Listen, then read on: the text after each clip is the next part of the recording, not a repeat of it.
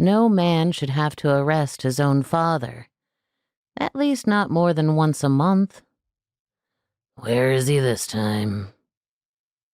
Trace McConnell stopped polishing his rifle stock and let his booted feet fall off the corner of the desk to the floor of the sheriff's office. Resignation crept over him like the shadow of a cloud, moving across the hills. The Golden Slipper. You'd better get down there. He's causing quite a ruckus.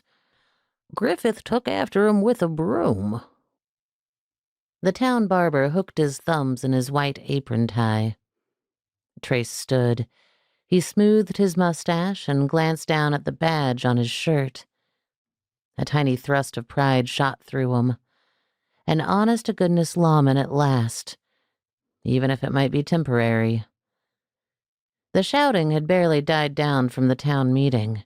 He'd never expected to be appointed, what with his past history and all, but Colonel Bainbridge and the parson had overridden the naysayers, and the job was his until Sheriff Powers healed up from his accident.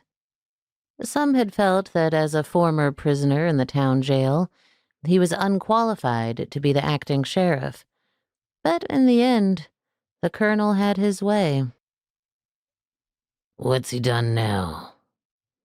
The usual. Wants a bottle when he's skin full already. Trace ducked under the doorframe and stepped onto the boardwalk.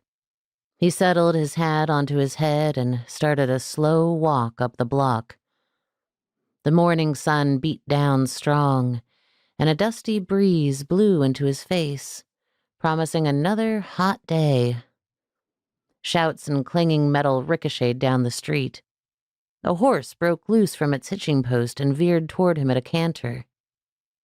Trace stood still and let the animal pass.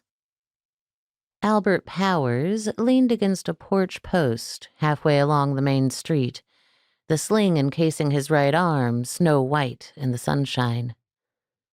Trace kept his expression neutral as he drew near the prickly, sometime sheriff of Money Creek. Powers sneered. About time you got here, McConnell. The portly man waved his cane up the street. Get over there and arrest him before he hurts someone. Trace kept walking.